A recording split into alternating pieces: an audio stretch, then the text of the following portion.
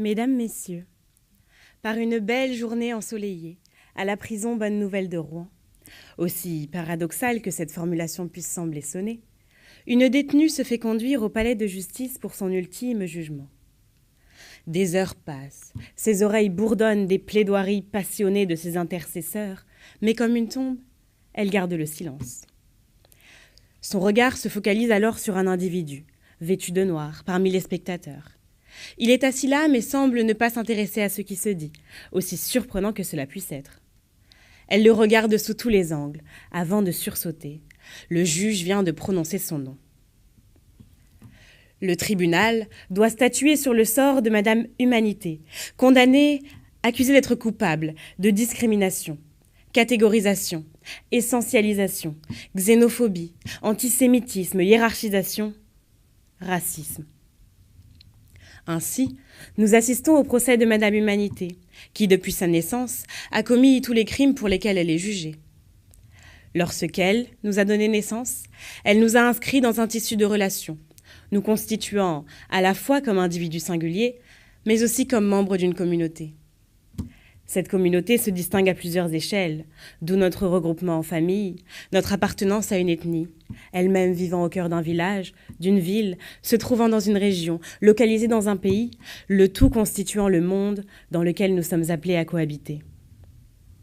Dans cette logique, se sont construites nos civilisations, qui se sont différenciées, petit à petit, par leur conception du monde, leurs convictions, leur manière de penser et de percevoir l'autre. Sans exception, nous sommes tous les héritiers d'un même patrimoine génétique, ce qui fait de nous des frères, même si, par nos cultures, nous sommes devenus différents. Différents par nos spécificités que sont l'origine, le genre, la situation sociale, les opinions, les convictions, l'éducation. Ainsi, Antoine de Saint-Exupéry disait, dans son ouvrage La Citadelle, « Si tu diffères de moi, mon frère, loin de me léser, tu m'enrichis. » Dès lors, la différence est partout et s'exprime au quotidien. Car qui est l'autre, si ce n'est le non-moi, mais aussi l'autre moi, mon alter ego? Aussi près du paillasson voisin, comme de l'autre côté de l'océan, nos semblables fourmillent, semblables, mais à la fois si différents. Il est reconnu que l'homme n'est rien lorsqu'il est livré à lui-même. Le repli sur soi est une prison. De fait, le partage constitue une forme de liberté. La transmission et l'échange sont vitaux, et sans cela, l'homme ne peut exister. D'ailleurs, Tahar Ben Jelloun disait « Le mélange est un enrichissement mutuel ». Notre culture, nos traditions, notre pensée sont autant de richesses qui constituent notre bagage personnel, que chacun d'entre nous a en bandoulière, et ce, depuis notre plus jeune âge. Cette valise ne cesse de s'enrichir, car chaque rencontre y ajoute quelque chose de plus.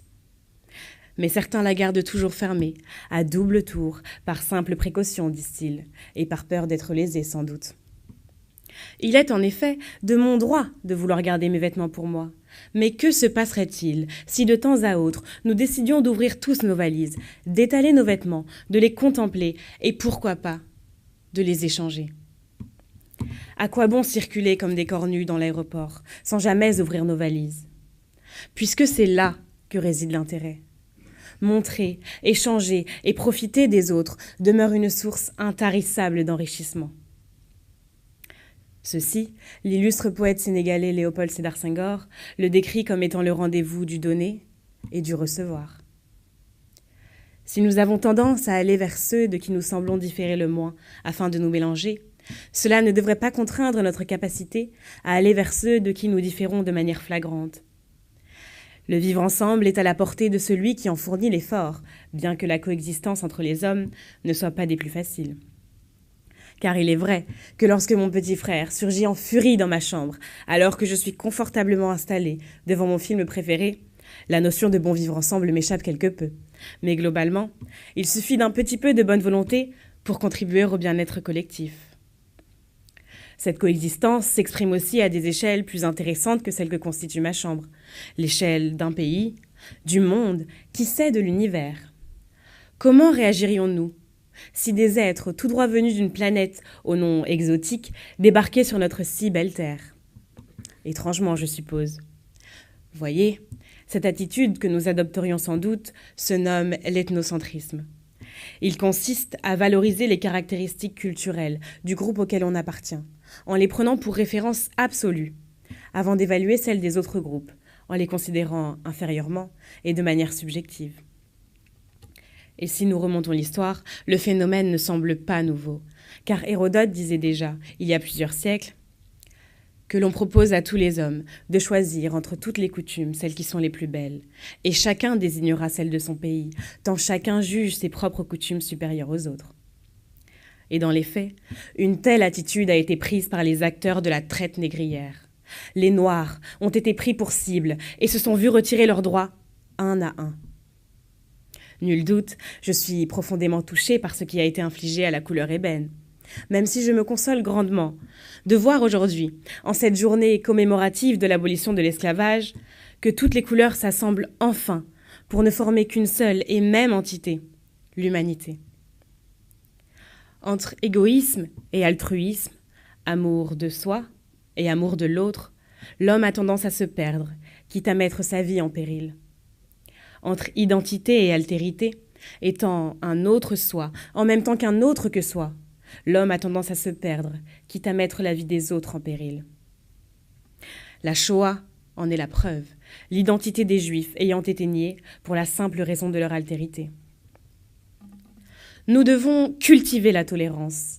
Et qui de mieux pour prôner cette si belle valeur que celui qui en a toujours fait la promotion, Voltaire.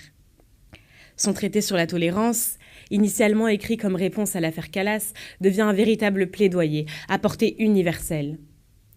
Il paraît étonnant de constater malheureusement l'intemporalité de ces mots, qui se révèlent toujours avérés près de 200 ans plus tard.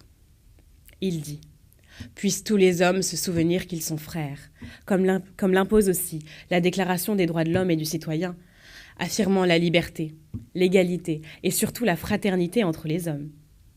Frères de sang, car fils de Madame Humanité. Frères de pensée, car nos cerveaux, si identiquement différents, créent et recréent sans cesse. Frères d'armes, car nous bataillons ensemble contre les pires maux. Et enfin frères de cœur, car les nôtres ne cessent de battre à l'unisson. Mais revenons enfin au procès de notre chère mère Humanité, puisque je suis persuadée que, comme moi, en tant que filles et fils de cette dame aux 7 milliards d'enfants, vous vous sentez très concernés par sa triste accusation. Souvenez-vous de cet individu qui siégeait à l'audience. Figurez-vous qu'il nous représente tous autant que nous sommes, car jusqu'ici nous avons été les spectateurs de la déchéance de l'humanité, et nous assistons sans agir à celle-ci.